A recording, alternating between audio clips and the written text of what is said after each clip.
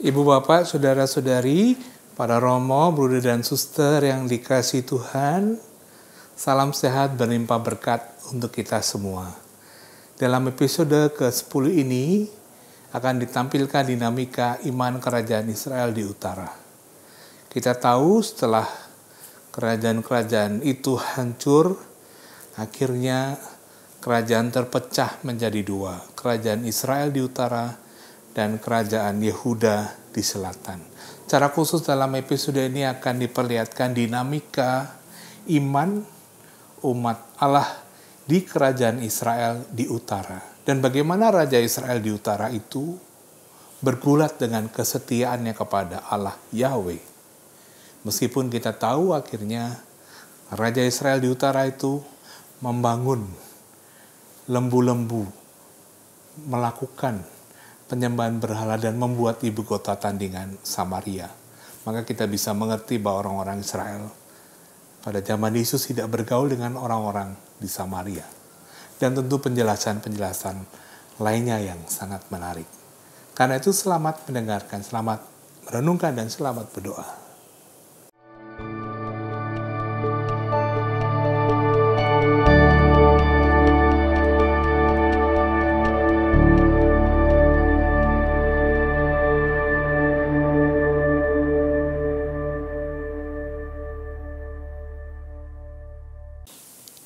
Saudari-saudaraku yang terkasih, kita sudah mencoba melacak sejarah umat Allah Perjanjian Lama, dan kita sampai pada periode yang disebut raja-raja.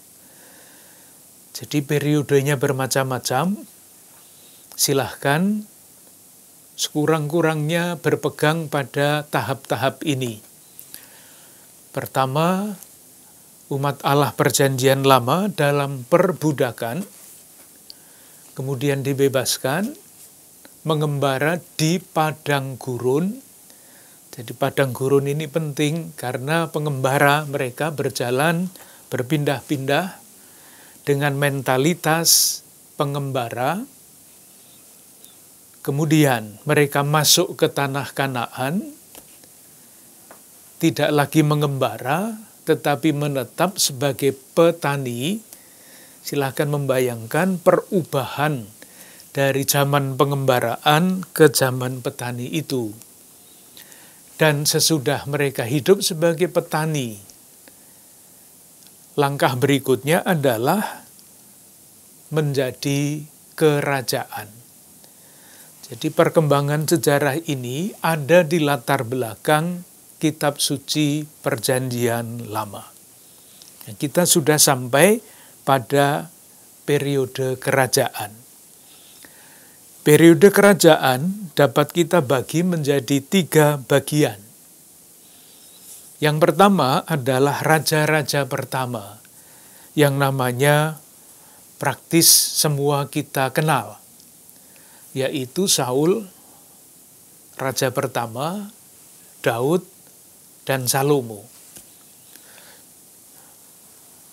Kerajaan itu berlangsung dari tahun 1030 sampai tahun 930, kurang lebih 100 tahun.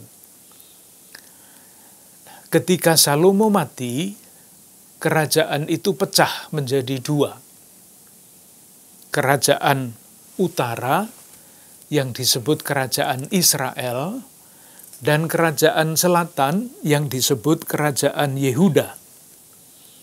Ini raja-rajanya hampir tidak kita ketahui, nama-namanya ada semua di dalam kitab suci, tetapi saya duga, nah kalau saya salah saya senang.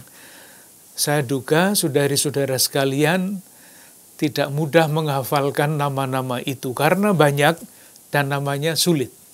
Tetapi kalau Saul, Daud, Salomo, mestinya hafal. Kerajaan ini, maksud saya kerajaan Israel dan Yehuda ini, berlangsung dari tahun 930 sampai tahun 722. Silahkan memperhatikan istilah teknis. Kita biasa mengatakan bangsa Israel. Itu artinya keturunan anak-anak Daud.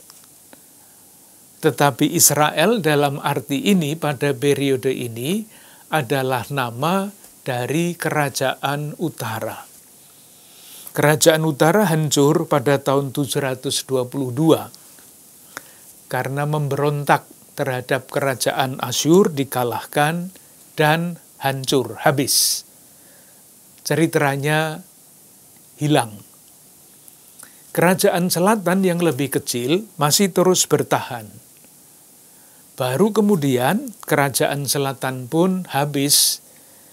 Kalau di kerajaan utara dikalahkan oleh Raja Asyur, kerajaan Yehuda itu dikalahkan oleh kerajaan Babel pada tahun 587 sebelum Masehi. Oleh karena itu kita kenal istilah pembuangan Babilonia. Karena seluruh penduduk khususnya lapisan atas dari kerajaan Yehuda diangkut sebagai orang buangan di Babilonia. Dalam hal ini, yang harus diingat, penting diingat, kalau bisa dihafalkan, 2 Samuel 7. Kitab Samuel yang kedua, bab 7. Karena apa? Ini penting sekali untuk memahami perjanjian baru. Di dalam 2 Samuel 7 dijanjikan kepada Raja Daud. Janjinya seperti apa? 2 Samuel 7 ayat 12 dan selanjutnya, nanti silahkan baca, khususnya ayat 15 dan 16. Bunyinya begini, tetapi kasih setiaku tidak akan hilang daripadanya, seperti yang kuhilangkan daripada Saul, yang telah kujauhkan dari hadapanmu. Keluarga dan kerajaanmu, mu itu Daud, akan kokoh untuk selama-lamanya di hadapanku. Tahtamu akan kokoh untuk selama-lamanya. Tepat seperti perkataan ini, dan tepat seperti penglihatan ini, Natan berbicara kepada Daud. Jadi, intinya adalah ini, kepada Daud, Tuhan berjanji bahwa tahtanya akan bertahan selama-lamanya. Menjadi soal, ketika keturunan Daud yang menjadi raja-raja Yehuda, itu kemudian tidak ada lagi, kerajaannya hilang, kerajaannya hancur pada tahun 587 ketika dikalahkan oleh Babilonia. Pertanyaannya adalah, apakah janji Tuhan lewat Natan kepada Daud ini akan terlaksana? Jawabannya, hancurnya kerajaan selatan, kerajaan Yehuda, berubah menjadi harapan bagi umat Allah perjanjian lama.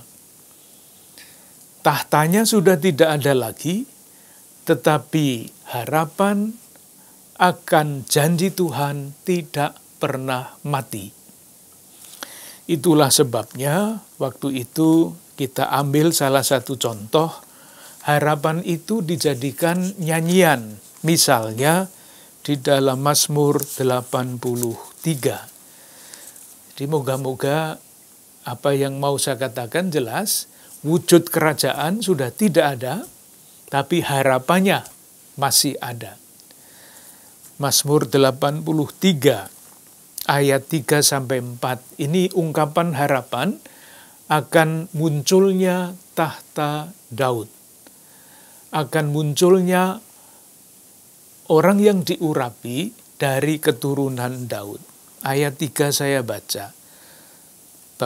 Mazmur 83 ayat 3 dan 4. Ayat 3, keliru ya. Bukan 83. Nanti saya cari. Tetapi ada ungkapan seperti itu. Dulu kita lihat, atau mungkin ini saja yang lebih mudah. Kitab Nabi Yesaya bab 11. Ini pasti. Berbicara mengenai Raja Damai yang akan datang. Suatu tunas akan keluar dari tunggul Isai. Isai itu orang tuanya Daud. Dan taruk yang akan tumbuh dari pangkalnya akan berbuah. Itu bab 11, kitab Nabi Yesaya ayat 1. Lalu dibayangkan seperti apakah kalau Raja Damai itu datang, ayat 6. Serigala akan tinggal bersama domba, macan tutul akan berbaring di samping kambing. Anak lembu dan anak singa akan makan rumput bersama-sama, dan seorang anak kecil akan menggiringnya. Itulah ketika janji kepada Daud terlaksana, keadaan seperti ini, damai sejahtera seperti itu akan menjadi kenyataan. Nah, di dalam perjanjian baru, harapan akan Mesias, anak Daud, itu menjadi sesuatu yang sangat penting untuk difahami dengan baik kalau kita punya latar belakang 2 Samuel 7 ini. Kita pasti masih ingat ketika murid-murid ditanya oleh Yesus, menurut kamu siapakah aku ini? Petrus menjawab, engkau adalah Mesias. Nah, Mesias inilah yang diharapkan akan datang sebagai keturunan Daud.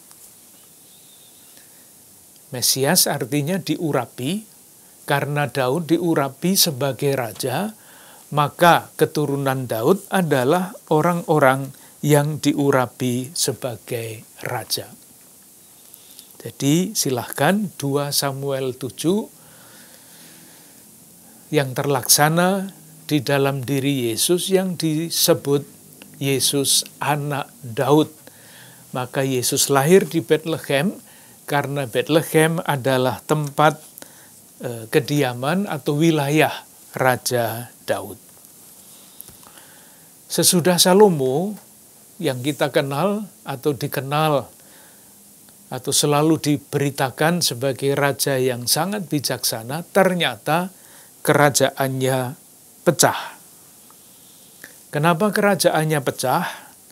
Kita juga sudah melihat, mungkin baik kalau kita lihat sekali lagi, menarik untuk pembelajaran para petinggi pemerintahan. 1 Raja bab 11. Sebetulnya anak Salomo yang namanya Rehabeam itu akan diterima sebagai raja bagi seluruh bangsa. Sebetulnya. Tapi tidak terjadi. Karena apa? Karena ketika rakyat utara minta supaya diringankan beban-beban kehidupannya, ditolak oleh Rehabeam ini. Kisahnya ada pada bab 11 ayat 43. Kalimat yang terakhir mengatakan, maka Rehabeam, anaknya, anak Salomo, menjadi raja menggantikan dia. Nah, ketika Rehabeam naik tahta, orang-orang dari wilayah utara itu minta tolong kepada yang namanya Yerobeam untuk mengatakan kepada Rehabeam, bab 12, 1 Raja bab 12 ayat 4. Ayahmu telah memberatkan tanggungan kami, maka sekarang ringankanlah pekerjaan yang sukar yang dibebankan ayahmu, dan tanggungan yang berat yang dipikulkannya kepada kami, supaya kami menjadi hambamu. Kalau kami tidak diseksa lagi, tidak dibebani beban-beban berat, kami ingin menjadi anak buahmu. Lalu Rehabeam minta tolong kepada orang tua-tua, minta nasihat. Nasihatnya diberikan bagus sekali. pada 1 Raja bab 12 ayat 7. Mereka berkata, mereka itu yang dimintai nasihat, jika hari ini engkau mau menjadi hamba rakyat, inilah hakikat dari para pemimpin, mau mengabdi kepada mereka dan menjawab mereka dengan kata-kata yang baik, maka mereka menjadi hamba-hambamu sepanjang waktu. Rehabeam tidak suka dengan nasihat itu, maka minta nasihat kepada orang muda. Ayat 8. Lalu ia meminta nasihat kepada orang-orang muda yang sebaya dengan dia dan yang mendampinginya. Orang-orang muda memberikan nasihat yang berbeda dibandingkan dengan nasihat yang diberikan oleh orang tua. Nasihatnya supaya raja lebih kejam terhadap rakyat. Nah, itulah yang dijawab oleh Rehabeam. Ayat 13, ayat 14. Saya baca ayat 13, Raja menjawab rakyat itu dengan keras. Ia mengabaikan nasihat yang diberikan para tua-tua kepadanya. Ia mengatakan kepada mereka menurut nasihat orang-orang muda, ayahku telah memberatkan tanggungan kamu, aku akan menambah tanggunganmu itu. Maka rakyat berontak, tidak mau Rehabeam menjadi raja atas mereka. Mereka mengangkat Raja Yerobeam sebagai raja mereka di utara. Kita sampai di situ. Jadi bagi saya sejarah ini penting, karena tanpa sejarah di belakang kitab suci ini, kita kehilangan orientasi. Perkembangan kitab suci pada periode ini. Nah, ini agak lebih berbelit-belit nanti. Tetapi dicobalah kita coba memahami secara sederhana. Pada zaman hakim-hakim, jadi kita omong tentang perkembangan kitab suci. Pada zaman hakim-hakim, artinya sebelum zaman raja, praktis semua kisah ini masih berbentuk lisan. Diceritakan, diwariskan, diteruskan dalam bentuk cerita lisan. Pada zaman raja-raja pertama, mulailah yang lisan-lisan itu ditulis. Menurut orang-orang para ahli yang menyelidiki sejarah terjadinya kitab suci, mereka sampai kepada kesimpulan sekitar 10 sampai 15% bahan-bahan yang akan menjadi kitab suci Perjanjian Lama sampai periode itu sudah mulai ditulis. Karena apa? Kalau zaman pertanian, penulisan itu kan, budaya menulis itu tidak biasa. Tetapi ketika masuk periode kerajaan, di kerajaan pasti ada pegawai, pasti ada pekerja istana, pasti ada juru tulis. Maka dibayangkan di antara sekian banyak pekerja istana, di antara sekian banyak orang-orang yang menulis, ada yang mempunyai perhatian terhadap kisah-kisah yang selama ini diteruskan secara lisan. Itu di kerajaan. Seperti halnya di zaman modern kita sekarang kan, hasil-hasil kesusastraan itu mulai ada ketika ada raja-raja di Jawa ini. Maka ada buku ini, ada buku itu, karena ada yang menulis. Ada pujangga-pujangga. Demikian juga pada zaman kerajaan, mulailah pegawai-pegawai kerajaan itu menulis. Selain kerajaan, ada pusat kedua, yaitu tempat-tempat ibadah. Kita bisa membayangkan petugas-petugas di tempat ibadah yang setiap kali ibadah mendengar kisah-kisah itu diceritakan, rupa-rupanya ada juga yang berprakarsa untuk menuliskan bahan-bahan yang selama ini diteruskan secara lisan. Dalam tahap itu ada istilah yang biasa dibaca kalau kita membaca buku-buku tentang kitab suci Perjanjian Lama, yaitu istilah tradisi Yahwis. Dari kata Yahweh. Apa yang dimaksud dengan tradisi Yahwis? Saya tahu tidak mudah membayangkan ini, tetapi saya coba menjelaskan. Di antara pegawai-pegawai istana, di antara petugas-petugas ibadah, namanya tidak jelas. Entah seseorang, entah sekelompok, tidak pernah diketahui. Sekelompok orang itu, atau 2 kelompok, atau 3 kelompok, entah, kita pakai saja sekelompok orang itu, mengumpulkan kisah-kisah yang selama ini diteruskan secara lisan, mulai dari Abraham sampai dengan Musa. Bisa dibayangkan ya, ada sekian banyak cerita dikumpulkan, diberi periode dari Abraham sekitar tahun 1800 sampai Musa sekitar 1250. Selain cerita-cerita dikumpulkan dari istana, dikumpulkan dari tempat-tempat ibadah, dikumpulkan juga dari kepala-kepala suku. Jadi ada 12 suku Israel. Nah, ada sekian banyak cerita, lalu dipilih.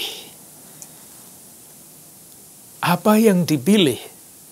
Ini kan kita berada di abad 10. Jadi raja-raja pertama itu kita berada pada abad ke-10.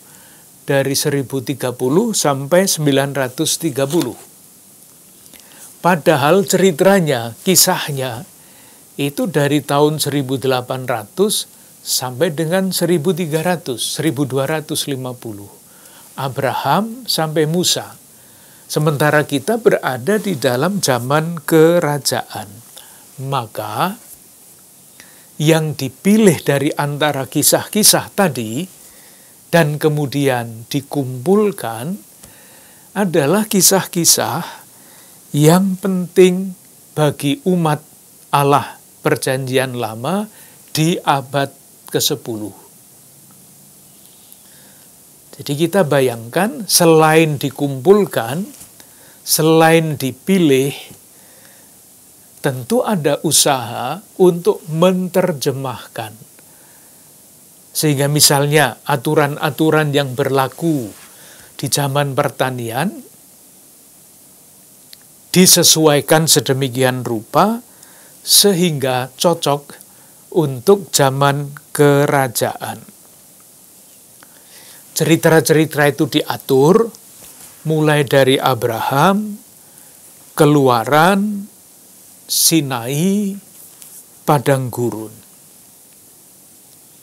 Itulah yang sekarang kita temukan di dalam teks kita ini. Lalu kelompok yang namanya kelompok Yahwis, kenapa namanya Yahwis? Karena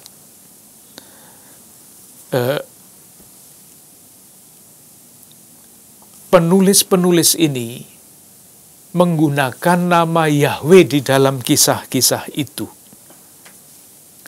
Jadi ada blok kisah dari Abraham sampai Musa, yang dipakai di dalam bagian itu adalah nama Yahweh, bukan El, bukan yang lain-lain. Dan kemudian diberi pengantar, yang dulu pernah kita bicarakan. Abraham itu kan kisahnya mulai dari Kejadian bab 12. Lah Abraham datangnya dari mana? Waktu itu sudah kita lihat ada silsilah dari Adam sampai Abraham yang kita temukan di dalam Kejadian bab 1 sampai bab 11.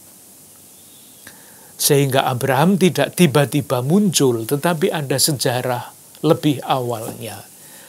Nah, kisah-kisah itu yang sekarang kita temukan di dalam kitab Kejadian bab 1 sampai bab 11 diambil dari kisah-kisah yang pada waktu itu sudah ada, disadur sesuai dengan iman yang baru, iman akan Allah, yang adalah Yahweh membebaskan mereka dari perbudakan Mesir.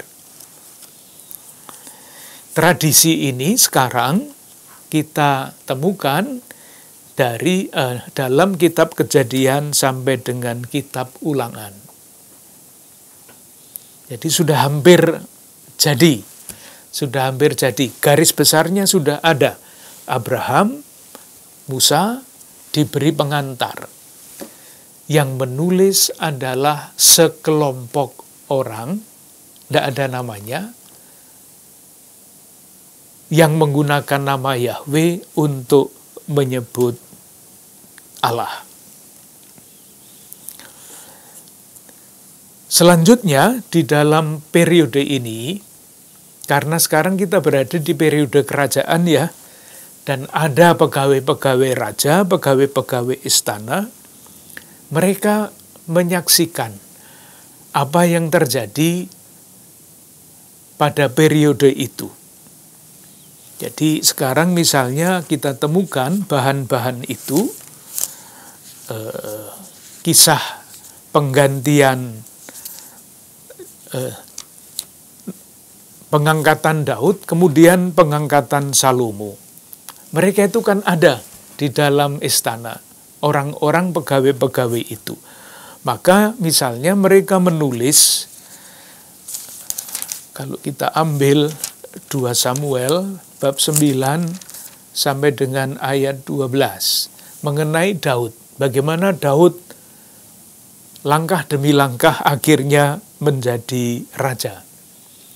Dan bagaimana Salomo yang seharusnya tidak menjadi raja, akhirnya ditunjuk sebagai raja. Ini kan intrik-intrik kerajaan yang di mana-mana ada. Sekarang intrik-intrik kalau di kita ya pergantian presiden. Sama, itu ditulis. Jadi kalau mau melihat lagi 1 Raja bab 1 sampai bab 2, itu adalah kisah yang menceritakan bagaimana akhirnya Salomo yang tidak mempunyai hak akhirnya menjadi raja. Yang mempunyai hak itu adalah Adonia. 1 Raja bab 1 ayat 5. Tetapi kemudian ada kolaborasi atau antara Nathan dengan Batseba, istrinya Daud. Keluarlah Daud menjadi raja. Nah, kisah-kisah seperti itu sudah mulai ditulis oleh juru tulis istana, dan sekarang ada di dalam teks kita, misalnya di dalam 2 Samuel bab 9 sampai bab 20, 1 Raja bab 1 sampai bab 2. Itu unsur yang kedua. Jadi tadi kita omong tentang perkembangan kitab suci. Perkembangan pertama, para penulis yang disebut kelompok Yahwis menulis kisah Abraham sampai Musa. Diberi pengantar. Kejadian bab 1 sampai bab 11. Perkembangan yang kedua berkaitan dengan kerajaan. Bagaimana raja-raja itu naik tahta, Daud khususnya, Salomo. Yang ketiga adalah Mazmur, nyanyian. Kita tahu bahwa sejak awal ada yang namanya tempat-tempat ibadah. Zaman kerajaan Yerusalem menjadi tempat ibadah sentral. Tempat ibadah itu kan membutuhkan nyanyian. Di mana-mana, bukan hanya sekarang, zaman dulu juga. Membutuhkan ungkapan-ungkapan. Kalau orang beribadah itu kan tidak sama saja suasana yang ingin diciptakan di dalam ibadah itu. Ada ibadah yang ingin mengungkapkan kepercayaan. Itu pasti, ungkapan kepercayaan. Ada lagu-lagu yang dibutuhkan sebagai ungkapan pujian. Pasti. Ada lagu-lagu yang dipakai untuk mengungkapkan keprihatinan. Sama di kita. Kalau pas hari raya Kristus Raja Semesta Alam, ya pasti pujian. Lagu-lagunya meriah, lagu-lagunya dahsyat. Tetapi kalau masa Prapaskah kan lain. Lagu untuk Tuhan kasihanilah kami juga dipilih yang mengungkapkan keprihatinan. Ada lagu-lagu yang mengungkapkan permohonan. Misalnya litani para kudus. Itu kan permohonan yang panjang. Nah, lagu-lagu itu ada yang diciptakan khusus untuk ibadah tertentu, entah oleh siapa, entah oleh petugas ibadah, entah oleh ahli-ahli musik pada waktu itu, sama seperti sekarang. Ada kumpulan Mada Bakti, ada kumpulan Puji Syukur, ada kumpulan Kidung Keuskupan Agung Jakarta yang disiapkan oleh orang-orang yang mempunyai bakat menulis lagu-lagu itu. Sementara itu, ada juga improvisasi-improvisasi. Nah, lagu-lagu yang dikarang secara khusus, itu tentu dipakai berulang-ulang. Sama seperti kita, doa Bapa Kami, ya setiap ada perayaan Ekaristi dinyanyikan, ya dinyanyikan doa Bapa Kami. Dan begitu seterusnya. Di antara para seniman yang mahir untuk membuat syair, untuk membuat macam-macam lagu itu, kita kenal yang namanya Raja Daud. Itu dikenal sebagai penyair, maka nanti di dalam Mazmur itu ada 73 Mazmur yang dikaitkan dengan Daud. Apakah Daud sungguh-sungguh mengarang 73 Mazmur? Itu memang tidak mudah untuk ditentukan. Tetapi kalau keahliannya mengarang syair, mengarang kata-kata yang indah itu sudah sejak awal.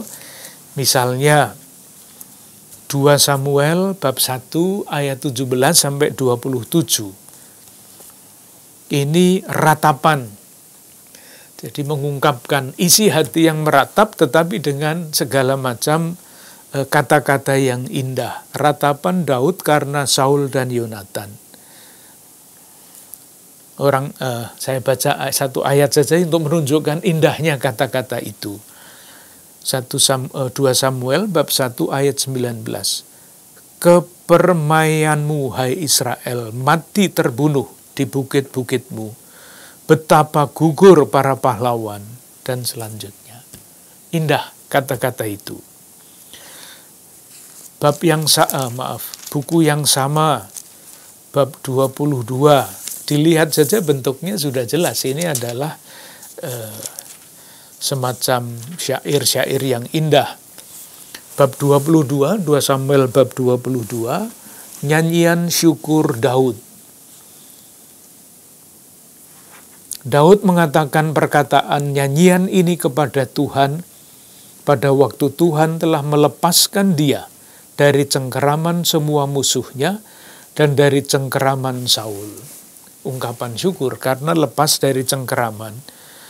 Ya Tuhan, bukit batuku, kubu pertahananku dan penyelamatku, Allahku, gunung batuku, tempat aku berlindung, perisaiku, tanduk keselamatanku, kota bentengku. Indah. Sekarang menjadi inspirasi bagi banyak nyanyian rohani modern yang sering kita dengar di gereja-gereja. Kidung-kidung semacam ini. Ungkapan-ungkapan hati seperti itu. Kalau Mazmur yang dikaitkan dengan Mazmur Daud itu misalnya mana? Kita ambil saja 1-2 judulnya. Mazmur 15. Ditulis judulnya siapa yang boleh datang kepada Tuhan? Mazmur Daud. Ayat Mazmur 16. Bahagia orang saleh. Mazmur dari Daud. Mazmur 17. Diburu dengan tak bersalah. Doa Daud. 18. Nyanyian syukur Daud. Jadi macam-macam. Ada nyanyian syukur, ada nyanyian kecemasan, ada keluhan, macam-macam. Nah, ini dikumpulkan sesuai dengan kebutuhan tempat-tempat ibadah. Maka rupa-rupanya sejumlah mazmur sudah menjadi repertoar, jadi kumpulan-kumpulan nyanyian yang dipakai di tempat-tempat ibadah. Yang terakhir, yang keempat adalah kumpulan hukum. Kita semua tahu lembaga kerajaan seperti kerajaan Israel ini tentu membutuhkan peraturan-peraturan yang tertulis. Karena apa? Pegawai-pegawainya muda, bukan ketua-ketua suku. Kalau ketua suku mungkin masih ingat akan peraturan-peraturan zaman dulu, seperti di suku-suku di negara kita. Ketua-ketua suku, kepala-kepala suku masih ingat nyanyian-nyanyian, masih ingat aturan-aturan, itulah yang sering dipakai untuk upacara adat. Tetapi pegawai-pegawai negeri nggak ngerti lagi itu yang namanya upacara adat, aturan ini, aturan itu. Maka mulailah dirasakan perlunya aturan-aturan tertulis. Dan aturan-aturan tertulis ini dikembangkan, disesuaikan dengan zaman. Zaman padang gurun, zaman pertanian, zaman kerajaan berbeda. Tetapi hukum dasarnya sama, yaitu hukum Sinai. Hanya dimodernisasi, diadaptasi dengan keadaan baru. Jadi pada raja-raja pertama yang kita temukan adalah perkembangan itu tadi. Kisah yang ditulis oleh kelompok Yahweh, 1, dari Abraham sampai Musa, diberi pengantar kitab Kejadian bab 1-11. Bahan yang kedua, riwayat penggantian Daud dan Salomo. Penulis-penulis kerajaan, Mazmur yang pasti dipakai semakin lama semakin banyak di tempat-tempat ibadah. Dan yang keempat adalah kumpulan hukum baru, dasarnya hukum Sinai, diadaptasi supaya cocok untuk zaman kerajaan. Itu periode raja-raja pertama. Kita mulai dengan periode yang baru. Periode 2 kerajaan. Yaitu kerajaan Israel di utara dan kerajaan Yehuda di selatan. Tadi sudah kita singgung bagaimana sesudah sejarah sesudah Salomo itu kerajaan pecah menjadi 2. 2 kerajaan itu selama bertahun-tahun diwarnai dengan konflik. Kerajaan selatan itu kecil, hanya suku Yehuda yang menjadi tanda petik warganya. Sementara suku-suku yang lain itu ikut kerajaan utara. Pusatnya berbeda. Semangat keagamaannya berbeda. Semangat keagamaan kerajaan utara secara singkat, sebetulnya sangat ruwet, tetapi disingkat saja ya, sebagai dasar dari penghayatan agama di kerajaan utara adalah perjanjian Sinai. Sementara kerajaan selatan yang dipakai adalah 2 Samuel 7, janji kepada wangsa Daud yang akan bertahan selama-lamanya.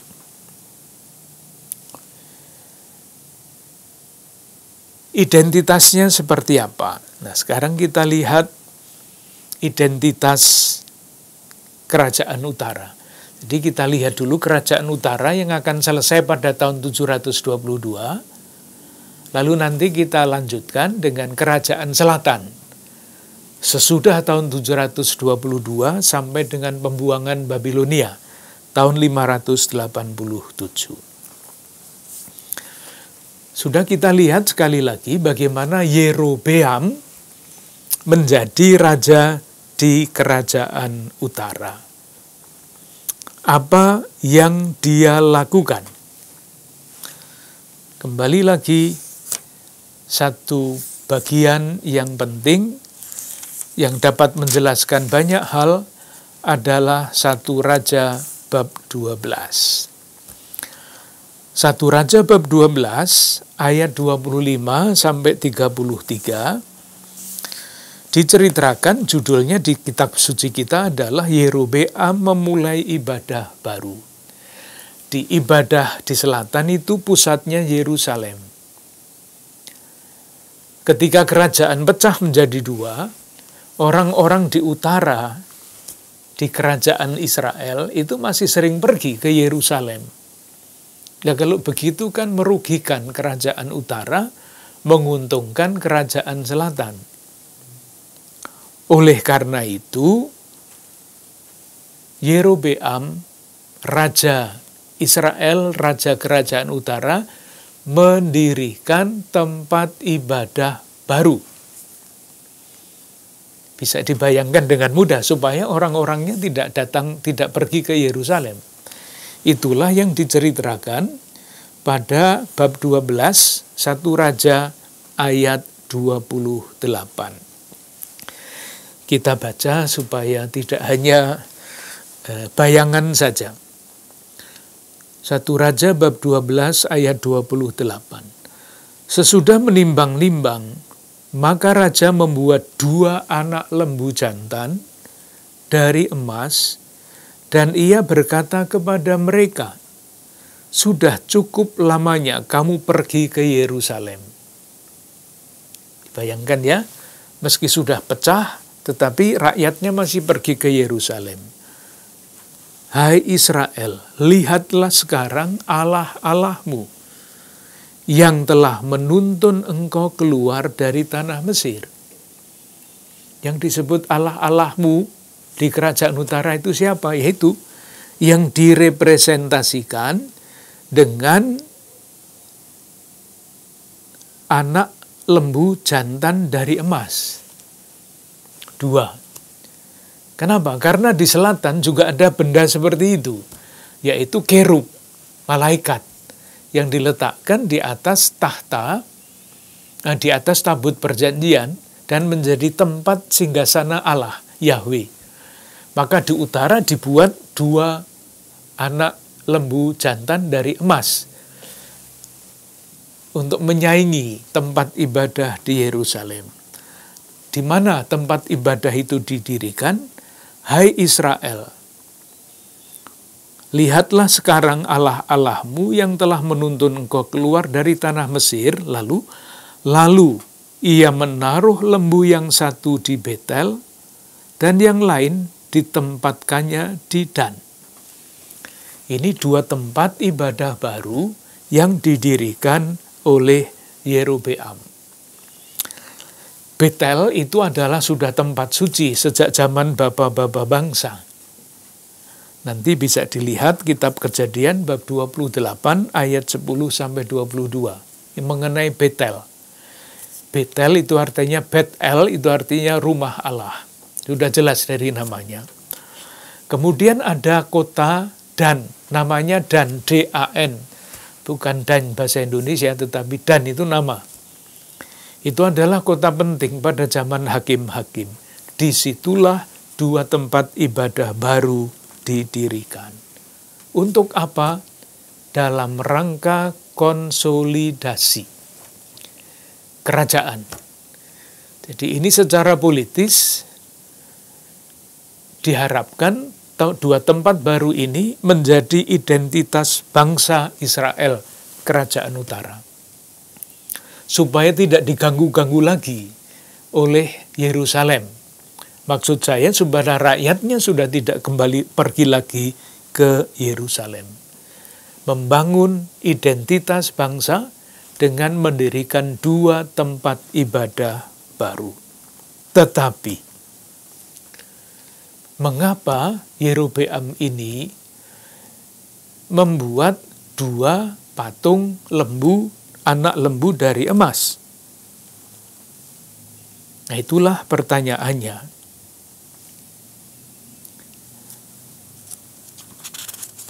Para ahli purbakala menemukan bahwa dewa Baal, dewa tanah Kanaan, itu disembah di dalam rupa patung lembu emas.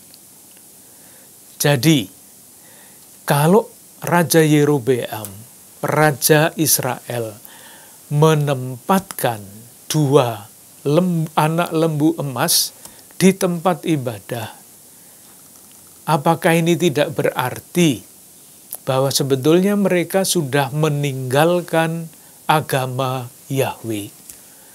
Apakah tidak berarti mereka sudah tidak percaya lagi kepada Allah Yahweh yang membebaskan mereka dari tanah Mesir? Ini kita perhatikan 1 Raja bab 12 ayat 28, mendirikan membuat dua anak lembu jantan dari emas, dan kemudian mengatakan, hai Israel, lihatlah sekarang Allah-Allahmu, jamak bukan tunggal, Allahmu bukan, Allah-Allahmu, dewa-dewi itu, yang telah menuntun engkau keluar dari tanah Mesir. Padahal siapa yang menuntun umat Allah Israel dari tanah Mesir itu? Kan Yahweh. Sekarang Yahwehnya diganti dengan patung dua anak lembu emas itu.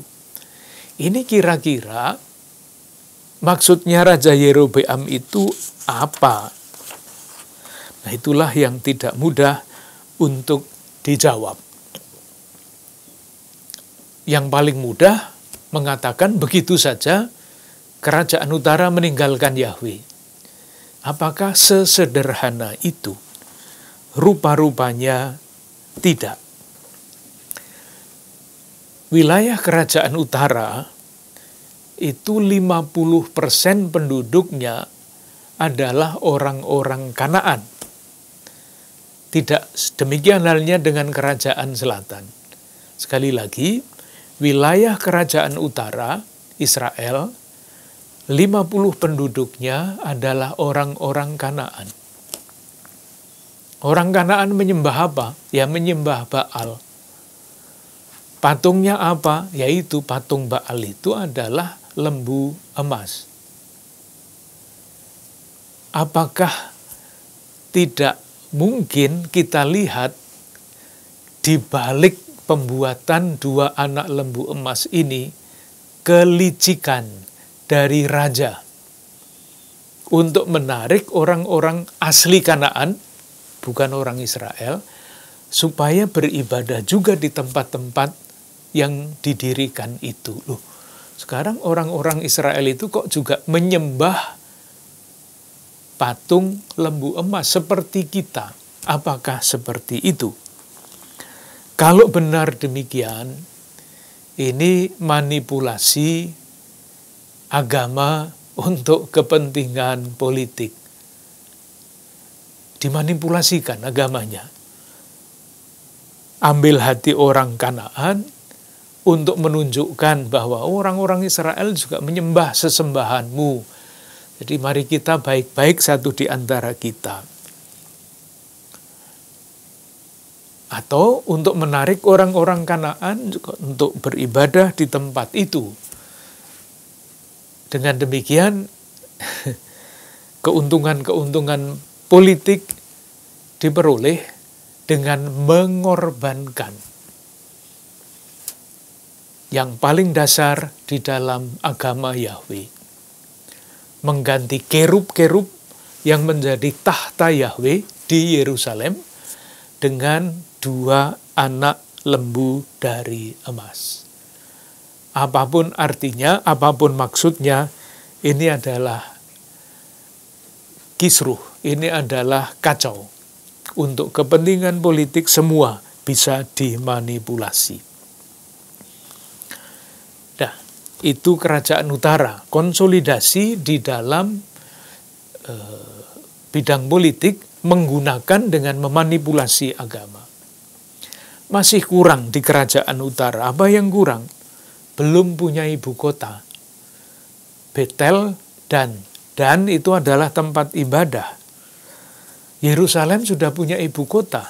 Maaf, kerajaan Yehuda sudah punya ibu kota sekaligus pusat ibadah, yaitu Yerusalem. Oleh karena itu dalam rangka konsolidasi kerajaan, raja berikutnya, kita baca 1 Raja bab 16 ayat 24. 1 Raja bab 16 ayat 24, Raja Omri. Nah, sulit menghafalkan namanya, seorang raja sesudah Yerobeam lah. Membeli gunung Samaria. Hebat.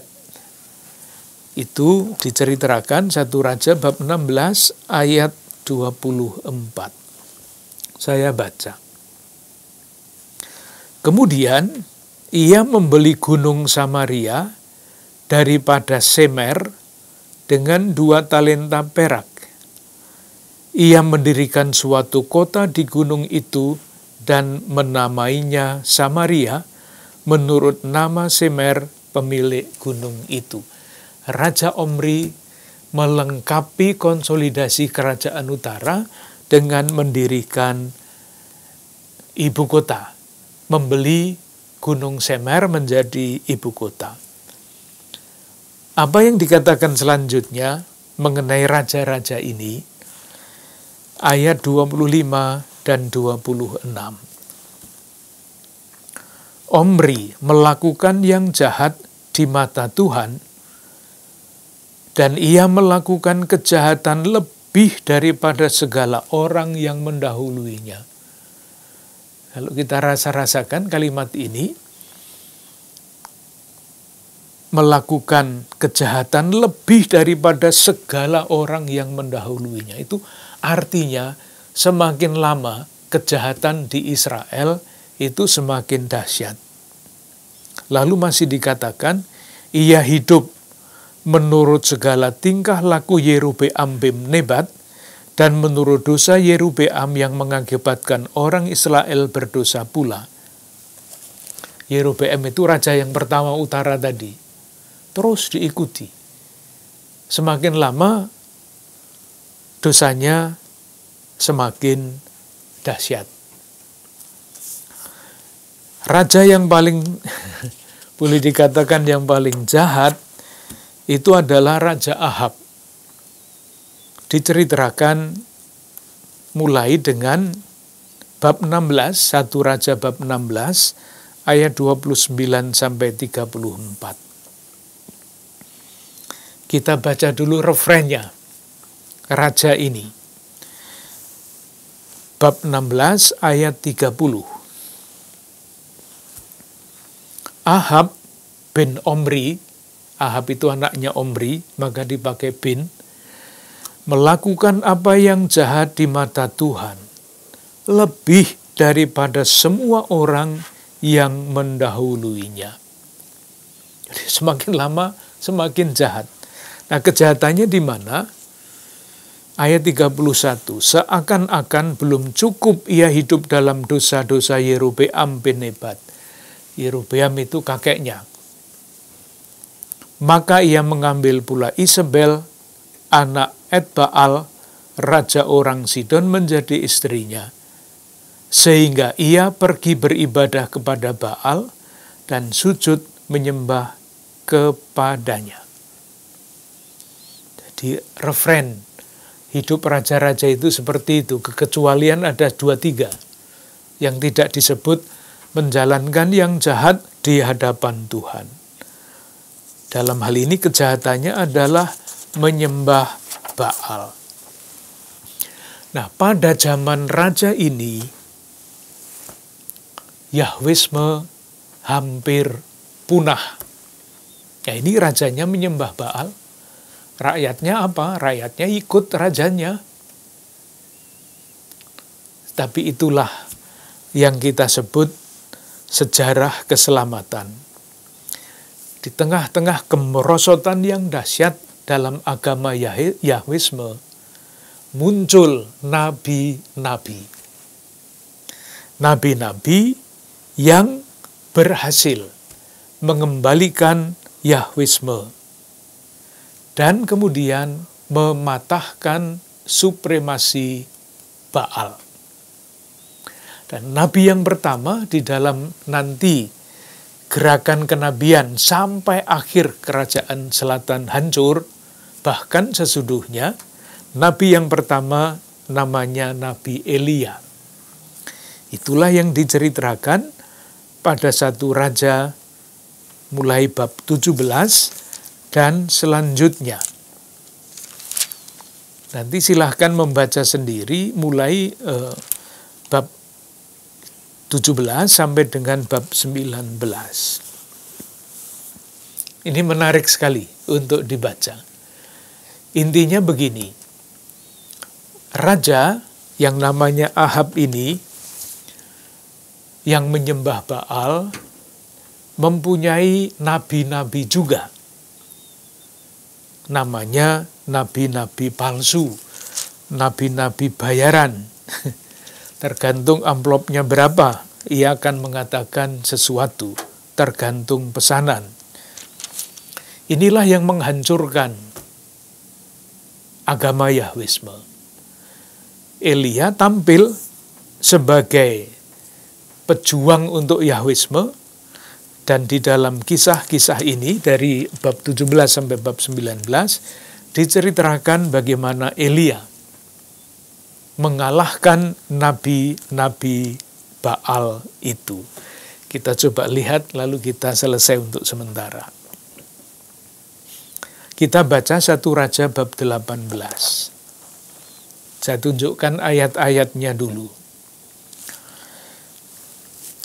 1 Raja bab 18, ayat 18 sampai 19. Elia, nabi, bertemu dengan Ahab, raja. Ayat 18. Jawab Elia, atau ayat 16. Lalu pergilah Obadja menemui Ahab dan memberitahukan hal itu kepadanya. Kemudian Ahab pergi menemui Elia. Segera sesudah Ahab melihat Elia, ia berkata kepadanya, engkaukah itu yang mencelakakan Israel? Elia dituduh mencelakakan Israel. Jawab Elia kepadanya, bukan aku yang mencelakakan Israel, melainkan engkau ini dan kaum keluargamu, sebab kamu telah meninggalkan perintah-perintah Tuhan, dan engkau ini telah mengikuti para Baal. Ayat 22 sampai 24. Lalu Elia berkata kepada rakyat, hanya aku seorang diri yang tinggal sebagai nabi Tuhan. Padahal nabi-nabi Baal ada 450 orang banyaknya. Lalu kisah mengenai pertandingan antara 1 lawan 450 dalam hal pengorbanan. korban yang disediakan oleh 450 Nabi Baal tidak berhasil. Korban yang dipersembahkan oleh Elia satu-satunya diterima oleh Tuhan. Sehingga apa yang terjadi? Bab 18 ayat 39 sampai 40. Ketika seluruh rakyat melihat kejadian itu, sujudlah mereka serta berkata, Tuhan, dialah Allah. Tuhan, dialah Allah. Lalu terjadilah sesuatu yang mengerikan, yang hanya mungkin terjadi di dalam perjanjian lama. Seluruh Nabi Baal itu dihabisi. Nah, yang sangat seringkali tidak membuat hati nyaman itu kalau ini dibacakan sesudah Elia menghabisi sekian banyak nabi itu ditutup dengan demikianlah sabda Tuhan. Seringkali mengganggu suara hati kita. Tapi biasanya yang seperti itu dihilangkan, dilompati di dalam bacaan-bacaan ibadah. Nanti kita lanjutkan. Terima kasih.